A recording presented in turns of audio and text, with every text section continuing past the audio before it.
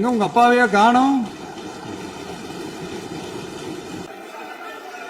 பாருங்க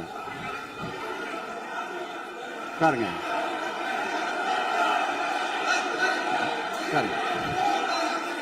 பேரவைத் தலைவர்களே, நீங்க உட்காருங்க. நேற்று நான் பேசும்போது சில அமைச்சர்கள் குறுக்கிட்டு பேசினாங்க, அதற்கு நீங்க அனுமதி கொடுத்தீங்க.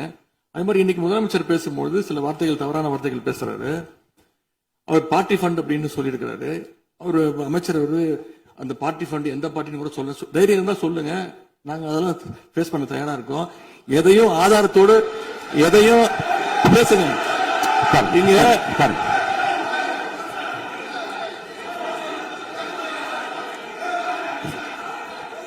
அது மாதிரி பேரவைத் தலைவர் அவர்களே, நேற்று நான் பேசி முடிஞ்சோடனே நீங்க அவை முடிஞ்சிருச்சுன்னு சொல்லிட்டீங்க.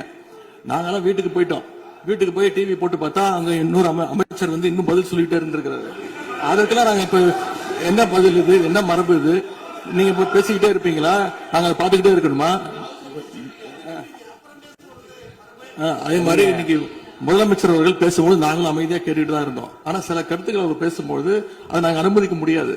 ஆதாரத்தோடு ஏதாவது பேசணும்னா, குற்றச்சாட்டுகள் சொல்லும் போது ஆதாரத்தோடு சொன்னீங்கன்னா அதை நாங்க ப்ரூவ் பண்றதுக்கு தயாராக இருக்கு.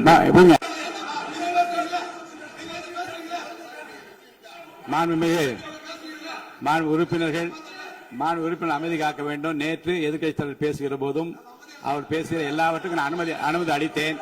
அதுல பாயிண்ட் ஆஃப் கேளுங்க, அந்த விவாதத்தில் கேளுங்க. இப்போதும் மாண்புமிகு முதலமைச்சர் அவர் பேசி முடித்த பிறகு நான் உங்களுக்கு அதுக்குரிய அவகாசத்தை தருகிறேன். நீங்க கேள்வி கேளுங்க. கேட்கிற உரிமையும் விளக்கத்தை பெற்றுக்கொள்ள உரிமை உங்களுக்கு இருக்கிறது. அதற்கு அவகாசம் நான் தருகிறேன். மாண்புமிகு உறுப்பினர் அமருங்க. நான் என் தீர்ப்பை சொல்லுகிறேன். மாண்புமிகு முதலமைச்சர் அவர்கள் பேசி முடித்தவுடன் எதிர்க்கட்சி தலைவருக்கு அந்த வாய்ப்பை நான் தருகிறேன்.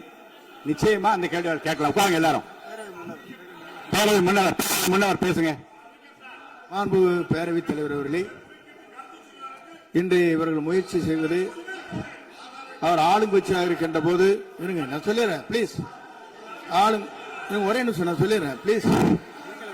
ஆளும் கட்சியாக இருக்கின்ற போது நீங்கள் சொன்ன ஒரே வார்த்தை, நாங்கள் பேசி முடித்ததற்கு பிறகு குறிப்பிடுத்துவிட்டு நீங்கள் எந்த கேள்வி வேண்டுமானாலும் கேட்கலாம் என்று ஒரு முறையை நீங்கள் பின்பற்றினீர்கள். அதே முறையை இப்போது பின்பற்ற வேண்டும் என்று கேட்டுக்கொள்கிறேன். பள்ளிக்கல்வித்துறை அமைச்சர்.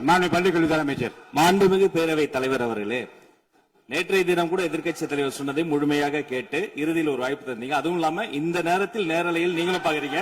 அங்கிருந்து ஒருமையில் விழித்து இந்த பக்கம் இருக்க உறுப்பினர்களை பார்த்து அப்படின்னு ஒருமையில் விழிப்பதை உங்கள் மூலமாக கண்டிக்கிறேன். அந்த வார்த்தையை அவை குறிப்பிலிருந்து நீக்கணும். கண்ணியம் காத்து முதல்வர் முழுமையாக பேசுவதை காத்து கண்ணியம் காத்து இந்த சபைக்கு ஒரு மரபு இருக்கிறது. அதை மூத்த உறுப்பினர்கள் பின்பற்றபடி உங்கள் மூலமாக கேட்டுக்கொள்கிறேன். மாண்புமிகு முதலமைச்சர் அவர்கள் உரையை தொடரலாம். நான் தரேன். நான் உறுதியாக மாண்புமிகு முதலமைச்சர் அவர்கள் பேசி முடித்தவுடன் எதிர்க்கட்சி தலைவருக்கு அந்த வாய்ப்பு தரப்படும் என்பதை உறுதியாக சொல்லிவிட்டேன். இடையிலே குறுக்கீடு செய்யாமல் அந்த பேச்சு முழுமையாக பேசி முடிக்க நீங்கள் அனுமதி வழங்க வேண்டும் என்று கேட்டுக்கொள்கிறேன். அமைதியா உட்காருங்க. அவங்க பேசி முடிக்கட்டும், நீங்க கேளுங்க. நான் என்ன சொல்றேன், கேட்கிற உரிமையும் விளக்கத்தை கேட்டு பெற உரிமை உங்களுக்கு இருக்கிறது. ஆனா இடையிலே குறுக்கீடு செய்யாமல் அதை முடிக்கும்படி நான் கேட்டுக்கொள்கிறேன். மாண்புமிகு முதலமைச்சர் அவர்கள் தொடர்ந்து நீங்க பேசலாம்.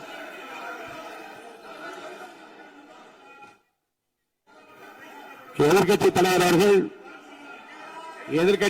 அவர்கள் உங்கள் கட்சியினுடைய உறுப்பினரை அமைதிப்படுத்த வேண்டும் என்று நான் கேட்டுக்கொள்கிறேன்.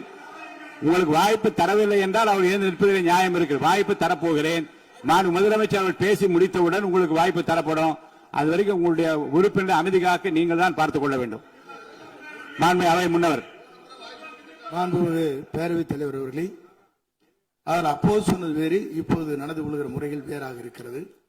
அன்றைக்கு அவர் சொல்லுகிற போது அமைச்சர் அத்தனை பேரும் பேசி முடித்ததற்கு பிறகு உங்களுடைய கருத்துக்கள் ஏதாவது தெரிவிக்கலாம்.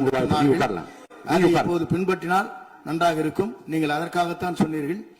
முதலமைச்சர் பேசியதற்கு பிறகு எதிர்க்கட்சி தலைவர் அவர்கள் பேசுவதற்கு வாய்ப்பளிக்கிறோம் என்று சொல்லியிருக்கிறார்கள். ஆகவே அந்த வாய்ப்பை நீங்கள் ஆகவே இல்ல இல்ல அது பதில் சொல்லணும்னு கேட்டிருக்காங்க, பதில் சொல்லணும்னு தான் சொல்லியிருக்காங்க, பதில் சொல்லினா தான் எங்க பிரச்சனை. இல்ல இல்ல அப்படி இல்ல. ஆகவே இல்ல இல்ல இல்ல நேற்றைய தினம் நீங்கள் அப்படி பேசிக்கொண்டது ஆறாவது இல்ல, நேற்றைய தினம் நீங்கள் பேசுகிற போது ஆறாவது குறுக்கிட்டார்களா?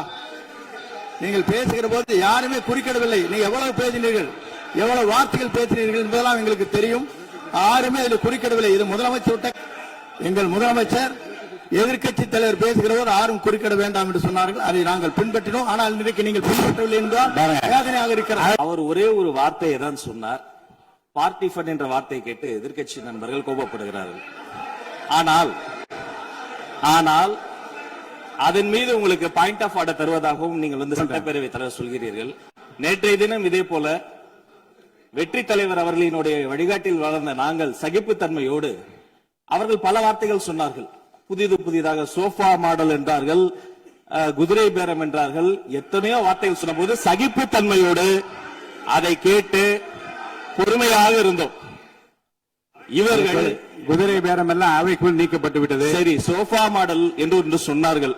ஆதாரம் கேட்டு இப்படி எழுந்து நாங்கள் கொந்தளிக்காமல் ஒரு சட்டமன்றத்தில் ஒரு உறுப்பினர் எப்படி நடந்து கொள்ள வேண்டும் என்பதற்கு எடுத்துக்காட்டாக தமிழக வெற்றி கழகத்தின் உறுப்பினர்கள் நடந்து கொண்டார்கள். இப்போது மதிப்பிற்குரிய எதிர்க்கட்சி தலைவர் அவர்களே, உங்கள் ஊடாக நான் கேட்பது என்னவென்றால், அவர்களினுடைய கட்சி உறுப்பினர்களை அவர் அமைதிப்படுத்தி முதல்வர் அவர்கள் உரையை முழுமையாக கேட்டு சகிப்புத்தன்மைக்கு சட்டமன்றத்தில் இந்த பக்கம் மட்டுமல்ல அந்த பக்கமும் எடுத்துக்காட்டாக இருப்பதற்கு அவர் வழிவகை செய்ய வேண்டும் என்று உங்கள் மூலமாக கேட்டுக்கொள்கிறேன். இப்ப நான் அனுமதிக்க முடியாது. என்ன என்ன என்ன என்ன ஊர்ல ஒரு பெரியவர் வெயில் ரொம்ப ஜாஸ்தியா இருக்குன்னு சொல்லிட்டு கண்ணுக்கு மேல கை வச்சுக்கிட்டு இப்படி சுத்தி முத்தி தேடிக்கிட்டு இருந்தாராம். இப்ப கூட இருந்த ஒரு சின்ன பையன் என்ன தேடுறீங்க அப்படின்னு கேட்டானா. அதுக்கு அந்த பெரியவர் சொன்னாரா, அது ஒண்ணு இல்ல தம்பி, உங்க அப்பா இங்கதான் இருப்பாருன்னு சொன்னாங்க, அதான் தேடிக்கிட்டு இருக்கேன். எங்க உங்க அப்பாவையா காணோம்?